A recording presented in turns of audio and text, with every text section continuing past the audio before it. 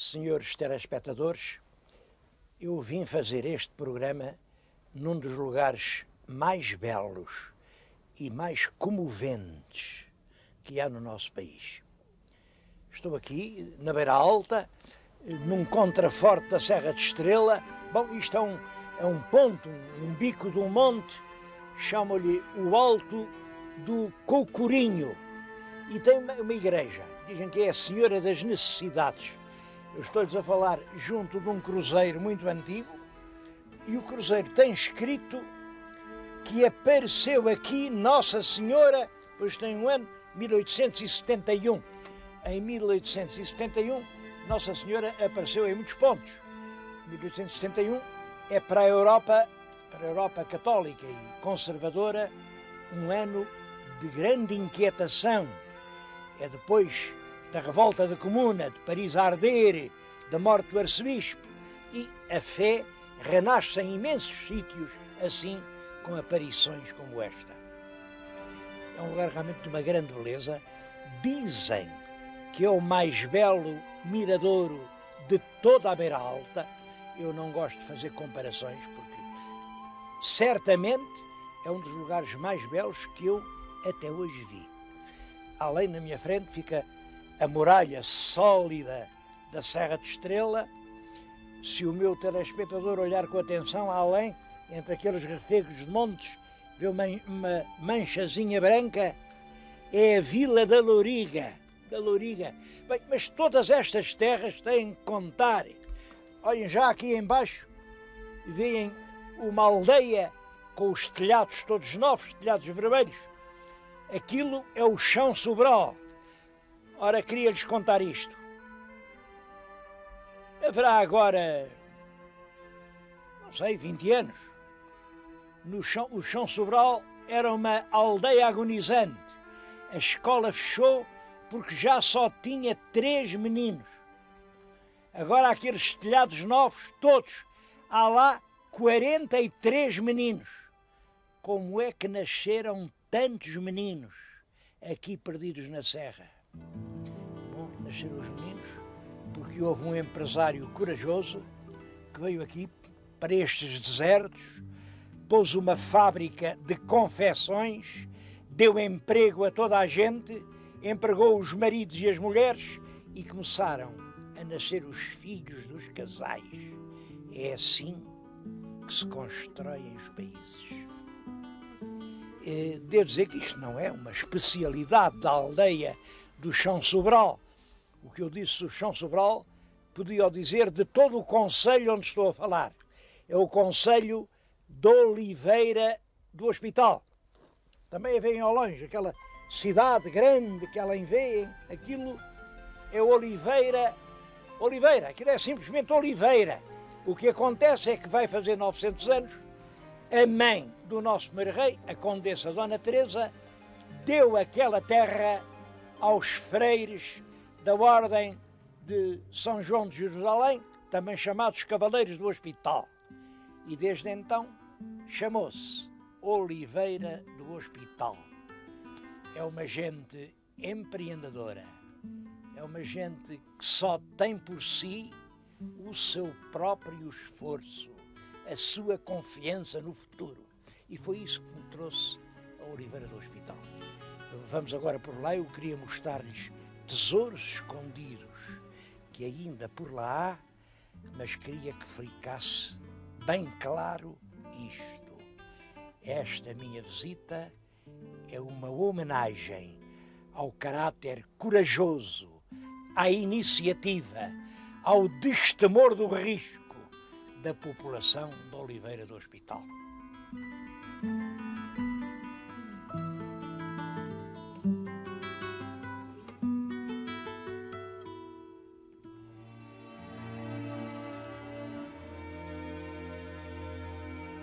O monumento mais notável de Oliveira do Hospital é, sem dúvida nenhuma, este em que agora estamos. Isto é a Capela dos Ferreiros. Tem 2 esculturas, 2 túmulos, com 2 estátuas jacentes admiráveis. Isto é da melhor escultura tumular que jamais se fez em Portugal. cavaleiro, com a sua longa barba, e a esposa está vestida com uma riqueza de rainha. Quem são eles? Bom, eu sei que as pessoas vão se zangar muito comigo, lá estou eu a deitar tudo abaixo, porque toda a gente sabe, este é o Domingos Joanes e esta é a mulher dele, a Domingas Sabachais. Porque este até era ferreiro, era um ferreiro e ladrão, porque passou lá um pobre lavrador com um bico dourado, o arado já estava muito gasto, e o lavrador disse, mestre Domingos, conserta aqui o meu arado, até trago aqui uns bocaditos de ferro para vosso mercê o remendar, e imaginem, traz um saco cheio de metal, só que o metal não era ferro, era amarelo e brilhava como o sol, era ouro puro. Bom, o mestre ferreiro disse, está bem, eu conserto-lhe o arado. Olha, não tem lá mais ferro desse? Tem lá uma quantidade, então vá trazendo, que é para pagar o trabalho. E assim arranjou uma fortuna. Claro, como era roubada, fugiu para a França. Em França fez-se um cavaleiro muito importante e imaginem que o rei de França o fez nem mais nem menos que condestável de França. Aí, muito rico, voltou à terra, casou com a Castelã, que era esta linda mulher, era a tal Domingas Sabachais, e é por isso que aqui estão. Toda a gente conta essa história, que não tem o mínimo de verosimilhança, não é possível um ferreiro chegar a condestável da França, nem sequer à ordem da cavalaria. Agora, uma coisa é verdade. Alguém escreveu aqui que este se chama Domingos Joanes e que esta senhora se chama Domingas Sabachais. Mas escreveram mal, é uma falsificação, é um gato escondido com o rabo de fora. Porque as figuras são, sem dúvida nenhuma, fins do século XIII ou XIV. E quem escreveu aqui o nome, assim num cursivo rápido, apressado, isto é letra do século XVI. Quer dizer, houve alguém que quis fazer acreditar que o nome deste fidalgo era Domingos Joanes, que o nome desta fidalga era Domingas Sabachais. Ora, eu sei outra história, que é uma história sombria. Houve um homem aqui de Oliveira, que se chamava Duarte do Amaral, e quis ser mestre da Ordem dos Cavaleiros de São João de Jerusalém. Bom, mas para ser mestre era preciso ter um certificado de sangue limpo, a dizer que não tinha judeus na família. Ele arranjou uma árvore genealógica, eu sou filho de fulano, de Beto de fulano, e se quiserem saber quem são os meus bisavós, vão a Oliveira do Hospital e vão achar lá dois grandes fidalgos. Isto é no século XVI. Claro, o rei mandou cá o homem que fazia o mestre de armas e lá está escrito, por sinal, até tem escrito ali no dorso do cão. Se calhar era a cadela que se chamava Domingas Sabachais Bom, de qualquer maneira, a fraude resultou e ele foi dado por fidalgo. Esse homem teve um triste fim. Morreu com a cabeça degolada na Ilha de Rhodes, acusado de ter traído os cavaleiros e de estar a fazer jogo duplo e a passar informações para os turcos, que pouco tempo depois conseguiram conquistar a ilha. Isto é muito contestado, os portugueses dizem, é mentira, um português não era capaz de fazer uma coisa tão feia. Eu também sou português, também não acredito que o Duarte do Amaral fizesse uma coisa tão feia, não acredito, não senhor, estava inocente, foi mal julgado. Agora que lá mandou escrever aqui à pressa nos túmulos os nomes dos bisavós, isso ele é capaz de ter feito. A Capela dos Ferreiros tem mais tesouros. Reparem, por exemplo, naquele cavaleiro. É o famoso Cavaleiro de Oliveira. Bom, há quem diga que é o tal Domingos Joanes. Ao certo, só podemos dizer, é realmente uma imagem de cavaleiro, fins do século XIII, princípios do século XIV. E é uma peça extremamente original. Há outra, muito parecida, no Museu Machado de Castro, em Coimbra, e claro que há uma discussão. Coimbra diz, a de lá é que é a verdadeira, esta é uma cópia. Aqui em Oliveira dizem, não, o verdadeiro é este, a cópia é a de lá. Bom, mas eu não vou meter-me nessa questão.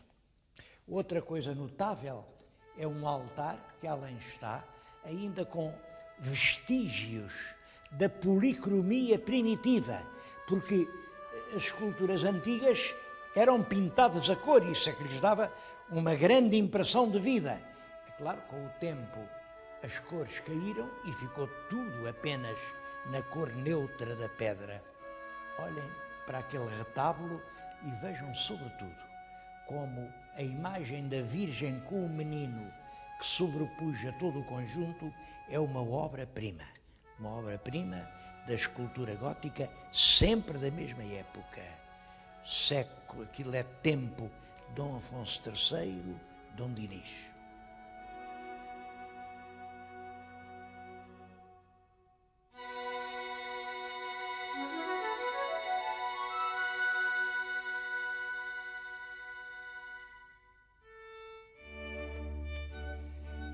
Mas em Oliveira do Hospital não há só assim monumentos góticos. Há uma coisa extremamente importante, que eu considero única em todo o nosso país e para a qual queria chamar a atenção. Abriu há 3 anos, ainda pouquíssima gente conhece isto. Abriu aqui um museu, e é um grande museu, tem 22 salas.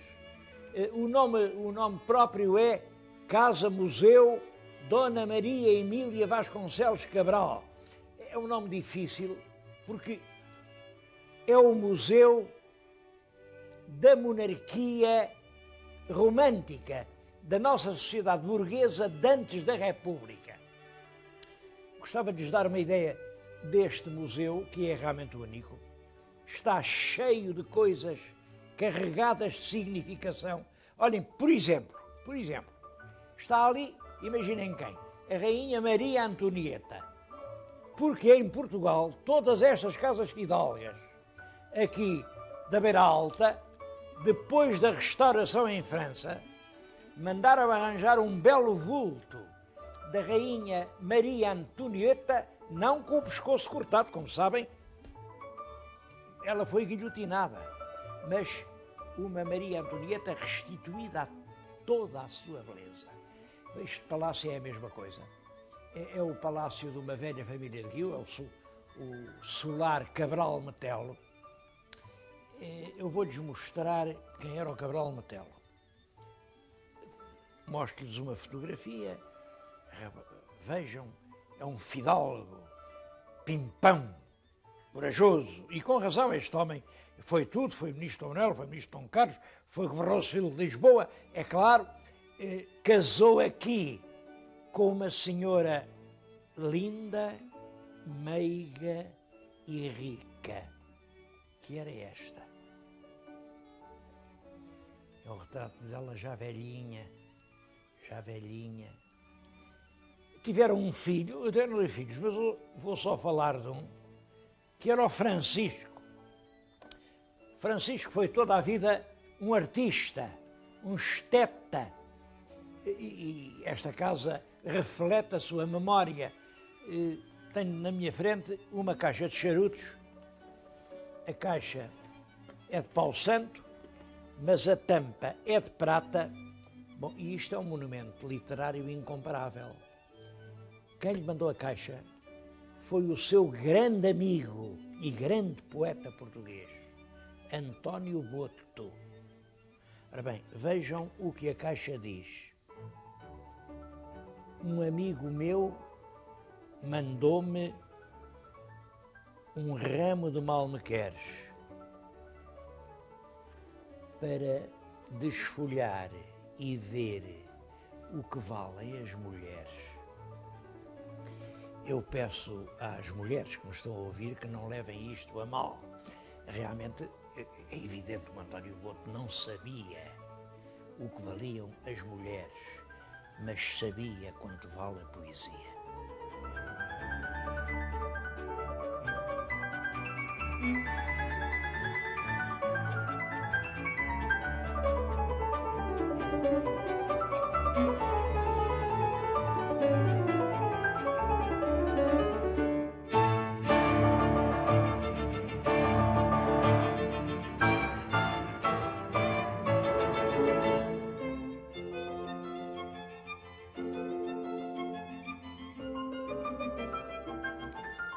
Mas não é esse o único museu de Oliveira do Hospital. Eu estou agora a falar-lhes naquilo que é realmente o Museu Municipal de Oliveira. Por acaso está fechado. E o pior é que está fechado sem ser por acaso. Esta é uma daquelas histórias que as pessoas não contam, não gostam de contar, porque é uma história triste. Este museu não fica propriamente na cidade de Oliveira do Hospital. Fica numa povoação muito próxima, a Bobadela, que é uma povoação preciosa, uma povoação mistério, uma povoação escondida, à espera que venham desencantá-la. Bom, não tenho dúvida nenhuma, ninguém tem.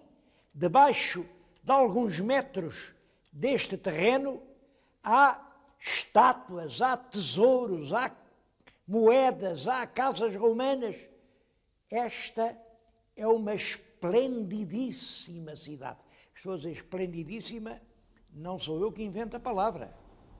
Já eles, os moradores, há 2000 anos, lhe chamavam esplendidíssima. Olhem aquela pedra que está incrustada na fachada da igreja. É uma lápide romana e lê-se claramente a palavra esplendidíssima. Eles achavam que isto era uma esplendidíssima cidade. Uma cidade que nunca ninguém explorou, nunca ninguém descobriu, mas realmente a Câmara de Oliveira, acho que muito bem, resolveu meter mãos a esse trabalho. Havia aqui um palacete, mesmo no centro da zona romana, compraram o palacete. Claro, começaram a fazer obras. A primeira coisa que apareceu quando rasparam as paredes, aquela pedra é romana. Aquela pedra, o que diz é que uma senhora, que tem lá o nome, que pelo seu testamento ordenou para sempre que os seus restos mortais ali ficassem. Mas isto é um caso à parte, porque aqui, na Bobadela, cada vez que se dá uma cavadela no chão, aparece um tesouro romano. É um caso espantoso, espantoso. E a Câmara mandou fazer aqui um museu para reunir as antiguidades romanas. Bom, realmente fez o museu, isto chegou a abrir, mas as antiguidades implicavam que, naturalmente, o Estado mandasse proceder ao estudo sistemático do que tinha sido a antiga cidade. Bom, a Câmara, sozinha, a Câmara, sem R$1 de ninguém. E isto é emocionante, porque durante muitos verões vieram jovens formados em História, formados em Arqueologia, rapazes e raparigas, passaram aqui aqueles julhos e agostos ardentes, a peneirar a terra. Bom, como vêem, é um grande oval, aquilo era um anfiteatro, um enorme anfiteatro, uma ruína, porventura, única em Portugal. Tudo aquilo foi feito sem custar um tostão. Porque o Estado português nunca achou que devia dar um tostão. Bom, nesta altura as obras estão paradas, aquilo está assim como veem, aquilo é realmente o que resta de um dos grandes monumentos romanos da nossa velha Lusitânia e está à espera de que as obras prossigam, porque, claro que ao lado do teatro havia casas e havia balneários e havia termas e havia o fórum. Olhem, por junto ficou de pé, é milagre. Um arco para entrar no fórum, um arco para onde passaram os romanos, ainda está de pé. É espantoso como nunca ninguém deitou abaixo aquele arco. Mas aquele, felizmente, resiste. Os romanos, um célebre discurso romano, que é o usque et tandem. Usque et tandem quer dizer até quando? Até quando? Era um discurso que o Cícero fazia no Senado e, dirigindo-se ao Catilina, que era um conspirador, dizia-lhe: usque et tandem, Catilina, abutere a paciência nostra. Esta gente daqui, eu tenho-os ouvido, eles estão fartos e perguntam às autoridades. Eu agora não quero falar no IPAR em especial, porque toda a gente é responsável. Usque et tandem. Vamos esperar que esta cidade romana, estes tesouros escondidos debaixo de meia dúzia de palmos de terra, sejam postos à luz do sol. Bom, mas esse é só um aspecto da notabilidade deste museu. É que esta casa em que eu lhe estou a falar, aqui, esta escadaria, esta casa era do Conde da Bobadela. E o Conde da Bobadela era o pai de um ilustre português.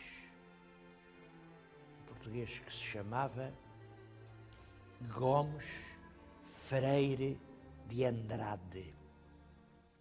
Foi para a tropa, o pai dele era ministro, era diplomata, era o representante de Portugal em Viena. Portanto, o rapaz recebeu uma educação muito civilizada, muito europeia, era muito culto. Foi para a tropa, chegou depressa a general, foi um dos portugueses que se bateram com maior valentia na Guerra do Rosselhão. A guerra é aquela guerra muito estúpida, lhes falei lá há pouco tempo, que os portugueses resolveram fazer contra a Revolução Francesa. Bom, claro, imaginem o que nos aconteceu. Vamos pancada. Pois bem, um dos poucos homens que se bateram com galhardia e nunca desatou a fugir foi o Gomes Freire de Andrade.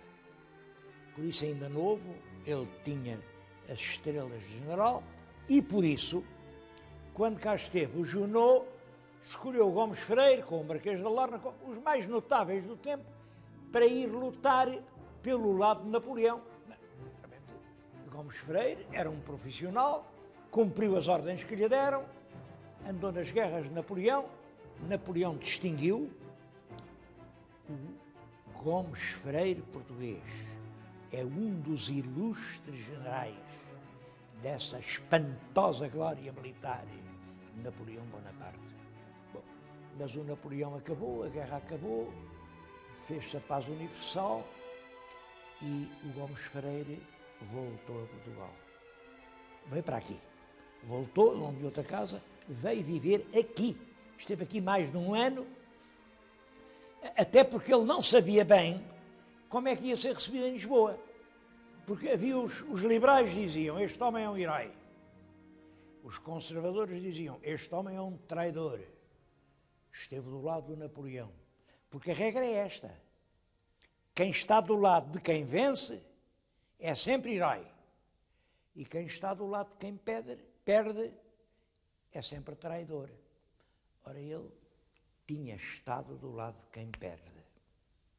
Bom, apesar de tudo, as pessoas vêm dizer, você, com a sua cultura, com as suas medalhas todas, você é um herói que toda a Europa reconhece, venha para Lisboa que ninguém lhe faz mal. E ele foi. Foi. E no ano seguinte, que era o ano de 1817, foi acusado de estar a fazer uma conspiração para introduzir o liberalismo em Portugal e foi enforcado, miseravelmente enforcado, como um ladrão de estrada, no forte de São Julião da Barra. E depois de enforcado, queimaram o corpo. Queimaram, acho que fizeram uma fogueirita com pouca convicção, ou tinham pouca lenha, queimaram mal, e quem acabou com o cadáver foram os cães vadios da praia que ali cevaram a sua fome. Este museu vai trazer uma adiada e justíssima homenagem à memória de Gomes Freire.